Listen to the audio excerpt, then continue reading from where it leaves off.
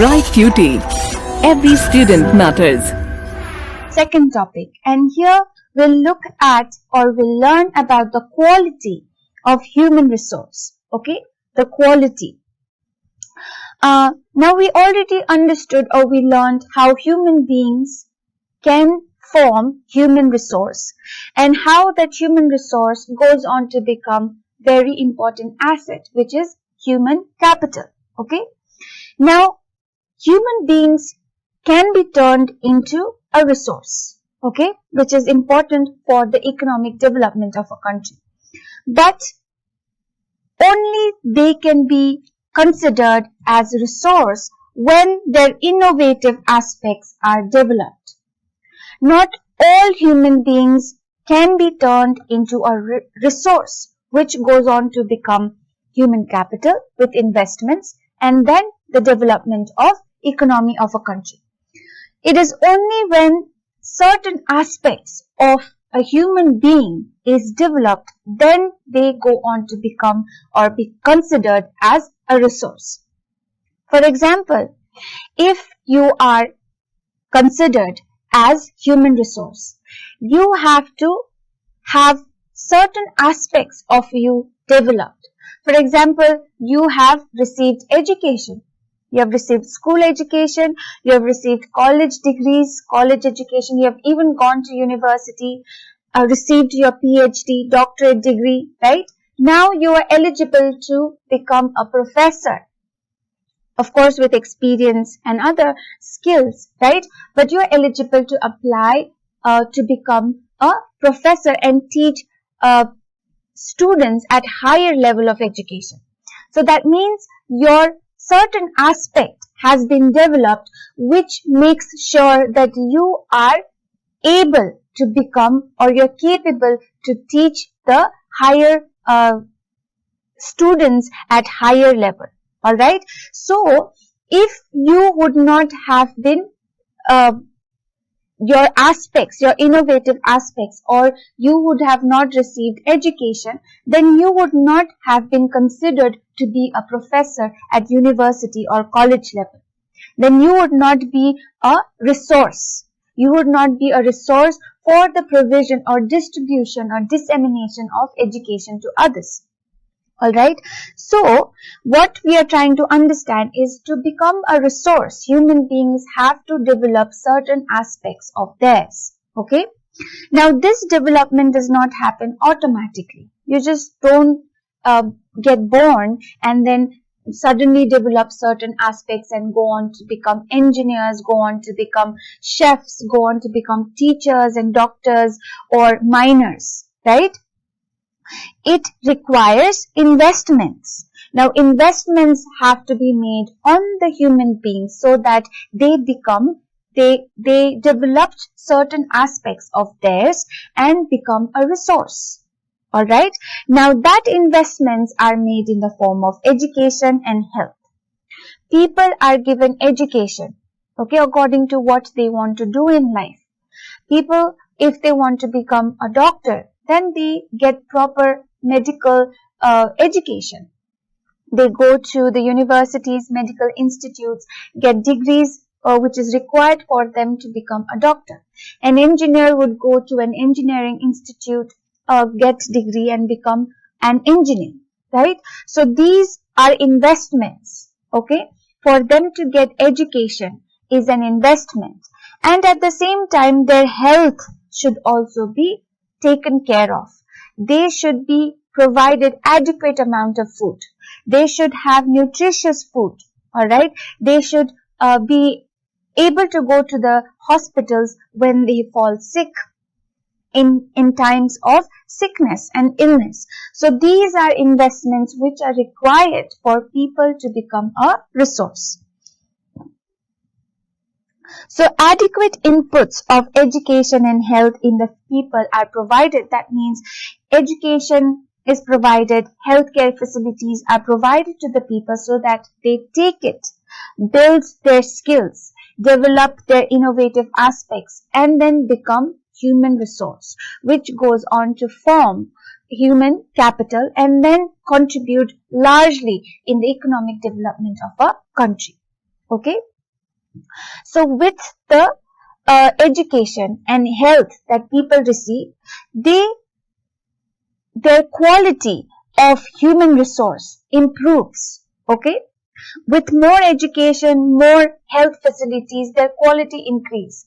If less education or bare minimum medical facilities are provided to people, then the quality of them as a human resource declines or is not sufficient enough. Alright?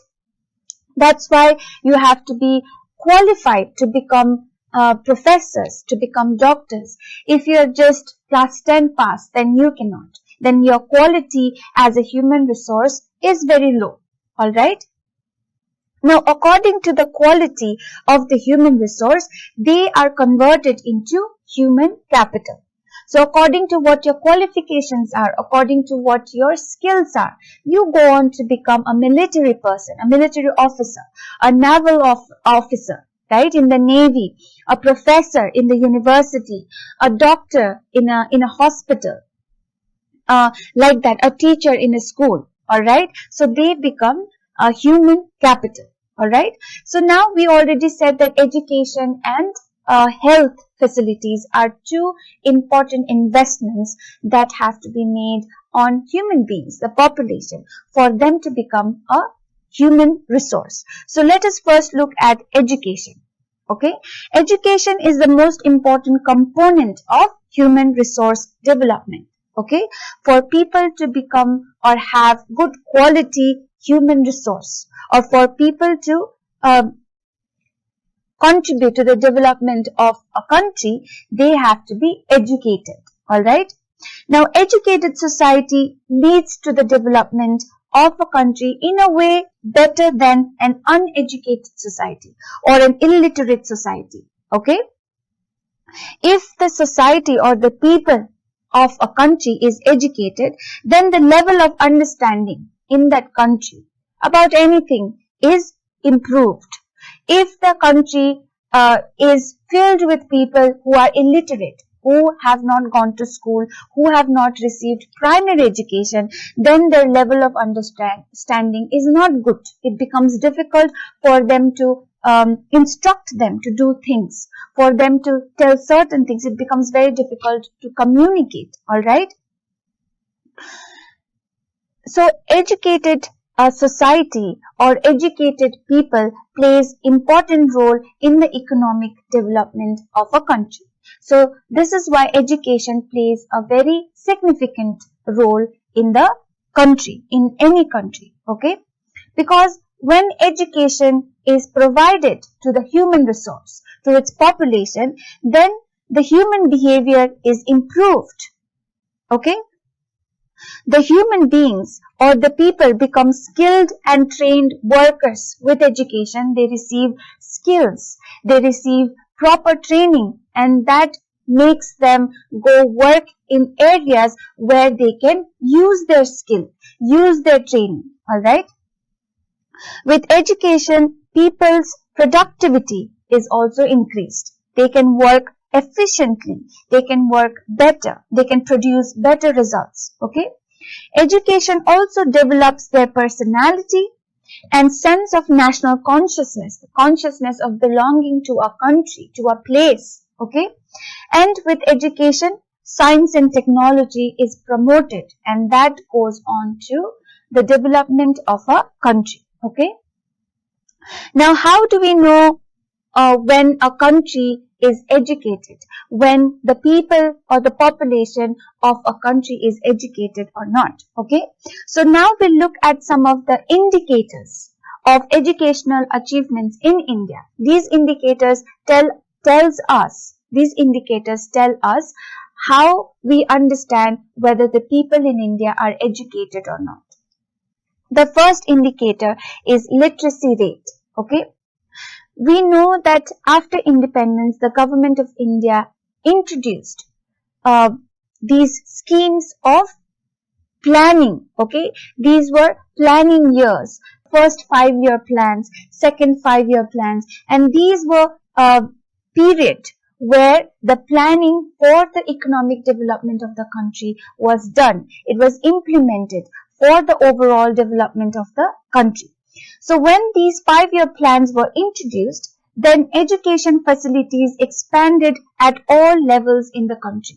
Okay, at primary, at secondary, alright, at higher level, it all expanded. Education or people provision of education and facilities, school facilities, okay, college facilities, all these were provided to the people after independence by the government. Okay, so as a result of such facilities and expansion of such facilities, the literacy rate of our country, it rose from 16.67% in 1951 to 74.04% in 2011. So you see the increase that has taken place. More people are literate now. More people have received education, primary education, secondary education, and have also received higher education. Okay. However, despite this growth in the rate of literacy in our country, there's still problems. Okay. Our country is still not educated. All the people, the population, the entire population is still not educated. Okay. So the situation on literacy, okay, the condition of the rate of literacy in our country still continues to remain disappointing. The second indicator is gross enrollment ratio. Alright. Now, the gross enrollment ratio, the number of people enrolling themselves in schools, in colleges, in higher education institutes. Okay, so these have also been increasing. Okay, in all levels, primary, secondary, and higher levels or stages. Okay, earlier it was not so good, but in 2011 it rose to 69.80%, which is very good. Okay, the gross enrollment ratio also has increased. So that also shows how the country's population is more literate than before, and that has led to the economic development of the country. The third is public expenditure. This is another indicator. Okay. Now, during the planning period, expenditure on education steadily increased. Okay. The amount of money spent by the government on education, on making sure that people received education, education was accessible to all, that increased. Okay.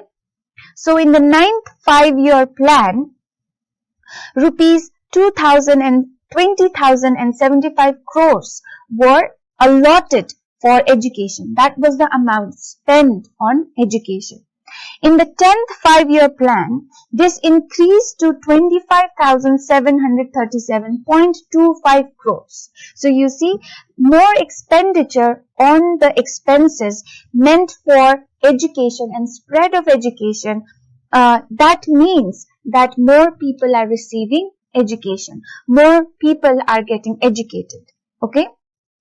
But despite this increase again, the expenditure, the public expenditure on education in India is still not adequate. It's still inadequate, not enough.